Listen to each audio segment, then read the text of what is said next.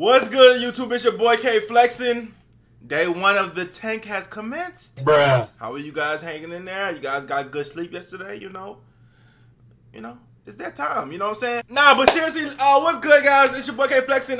By the way, I wasn't just kidding at the beginning, but we're going to get to that a little bit later. But first, we're going to talk about the topics at hand. We got a lot to talk about today, so let's just get right into the video. Now, first and foremost, I just want to say, Kenny Stills. I don't feel like I properly sent Kenny Stills off in my last video because it wasn't even about Kenny Stills. It was more so about Laremy Tunsil. He just got traded as a piece to Laremy Tunsil. So it was like I didn't properly, you know what I'm saying, say goodbye. So shout out to Kenny Stills. I want to say that, I loved him as a player. I loved him even more as a person.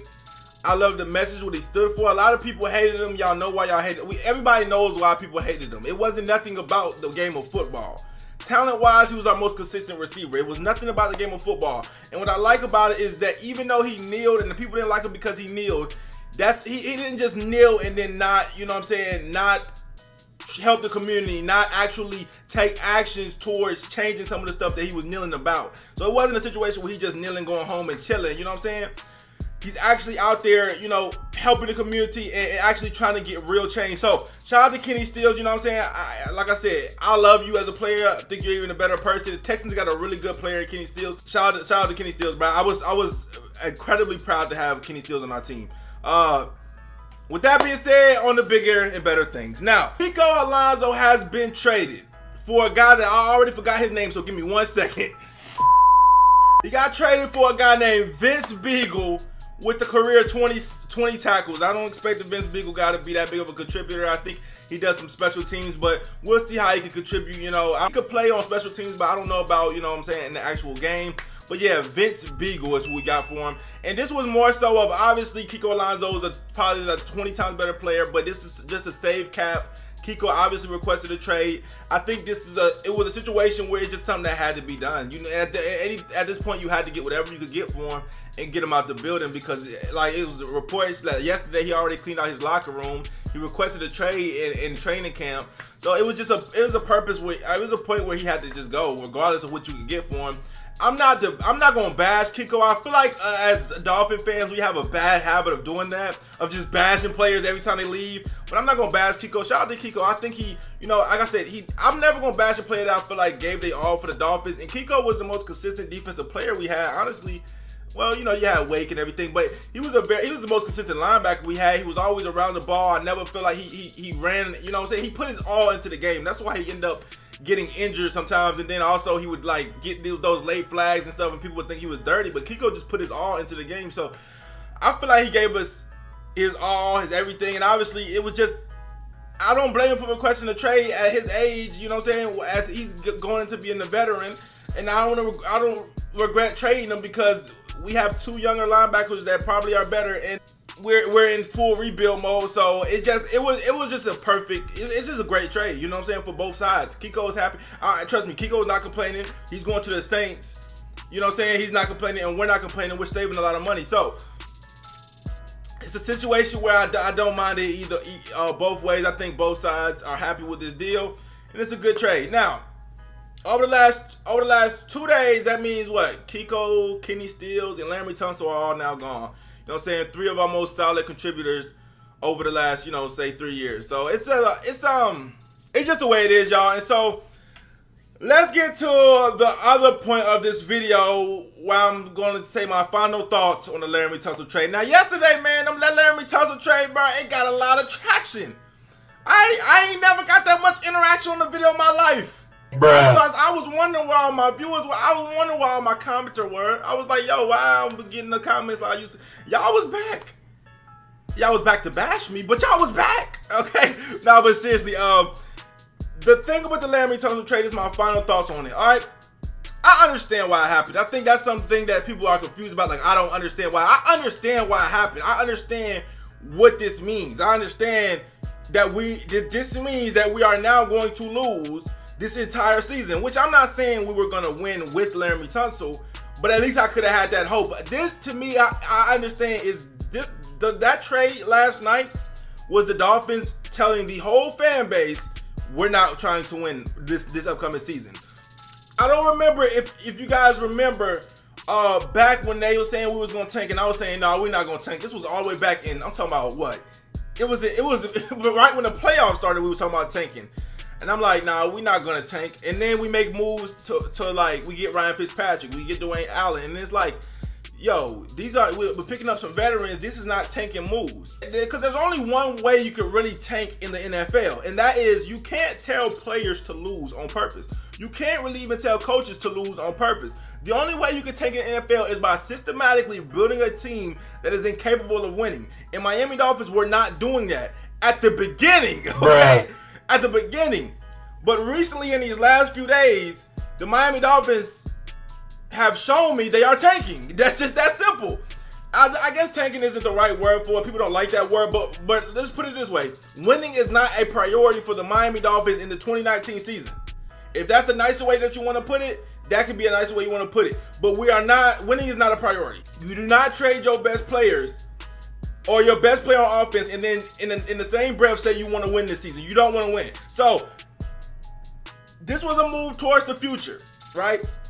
And the reason why I was so mad yesterday is because I kind of live in the moment sometimes. So I'm like, yo, I really have to watch I waited this whole offseason. I have to watch my team lose like almost every game this season. That's why I was so angry. But I understand that this might be more beneficial for the future. So I'm with it now. You know what I'm saying? Y'all see, I'm happy. You know, I calmed down. I'm not emotional anymore. I'm calmer. You know, I understand, hey, this might be better for the future. So at the end of the day, it's my team regardless, so it is what it is. Would I have did it still? No, I would not have did it, but I get the move. I feel like a young cornerstone left tackle, I feel like you keep them, but you know, I wouldn't have did it, but I definitely understand the move. I just hated how this move pretty much sealed our fate of, yeah, this is going to be a tough ass season. I mean, I was hoping we could beat the Cowboys. This is going to be a tough ass season. You know what I'm saying? And that's just how it's going to be. If it pays off for the greater good, awesome. But there is a possibility. I'm not going to ignore the possibility that it could not turn out to the greater good. There was a time like people remember the Browns rebuild and they want to always say the Browns rebuild. Look at the Browns. Look, they went through the rough times and then they got good. But people don't consider the fact that how long it took the Browns to do, and how many years it took them to get good, and how many picks they got that didn't work out. We just want to talk about they got Baker, they got Miles. Nobody want to talk about when they got Brandon Whedon. Nobody want to talk about when they got Johnny Manziel. Nobody want to talk about when they got Justin Gilbert. Nobody want to talk about that. They just want to act like this whole rebuilding stuff is easy. You got to hit on these picks. At the end of the day, you got to hit on these picks. But you know what I'm saying? This is not what I thought we was doing was like a Seahawks rebuild where it's like more of a rebrand and we just trying to like, you know what I'm saying? Like a rebuild that's going to take a year. No, we're doing a full rebuild. You got to do it the right way. And for the love of God, if I hear one more person say we're doing it the Patriots way, I'm going to jump out this window. I'm really going to jump out this because, listen, I don't know how many times I got to explain to y'all why we cannot do this the Patriots way, why we're not doing the Patriots way, because we're not the Patriots. If we try to do this the Patriots way, all right, if we think we're the Patriots, we are going to fail, all right? I'm just telling y'all right now. A prime example of why we aren't the Patriots is you have to look no further than the Jadeveon Clowney situation. What just happened? We wanted a good player. We had the means to get that good player. That good player doesn't want to come to us. You know why? Because he wants to go to a competitor. We're not competitors. The Patriots get good players for cheap because they are competitors. If you're not a competitor, players not going to come to you like that. That's why I'm trying to explain to y'all. So stop saying we can build like the Patriots. How? You can't build like the Patriots if you're not winning. So we have to start winning before we want to build like the Patriots.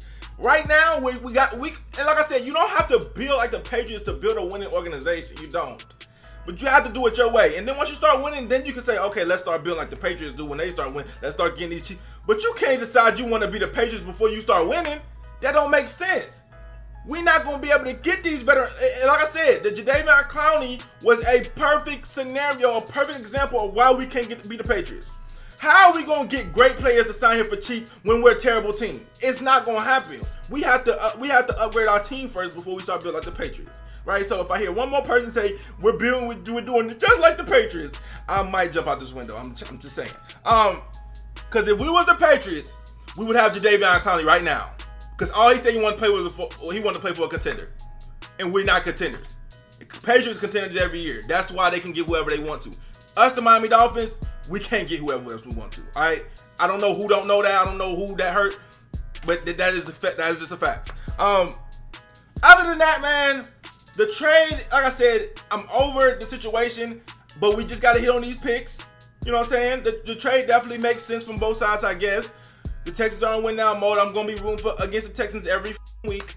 But like I said, we're in rebuild mode. It is what it is. We're in full rebuild mode. I was just hurt because it just took me a while to understand that I have to watch my team lose all this season. You know what I'm saying? I'm still gonna root for us every week like we have a chance, but I have to watch my team most likely get blown out all this season. We have systematically built an offense that is damn near incapable of winning the game. We have systematically built a team that is damn near incapable of winning the game.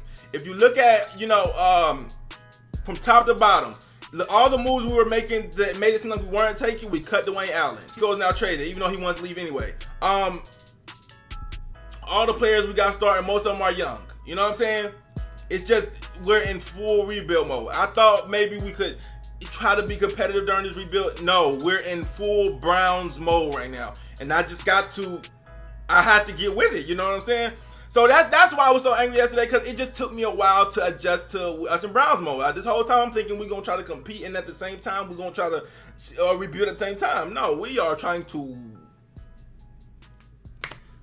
full rebuild. Anyways, I did feel like I had to say that because a lot of people was on the last comments going crazy. You know what I'm saying? The last comments went crazy, so I had to get my last thoughts on the trade out. I'm over it. I'm happy with it. I'm not happy with it, but I accepted it. I don't, you know what I'm saying? I'm not mad about it. I understand what position my team is now in. I just hope we hit on these picks and that we do good. Get in the comment section. Let me know what you guys think about this whole video, about the Kiko trade, about the Laremy Tunsil trade. It's your boy K Flexing. I got a long day today. I'm out.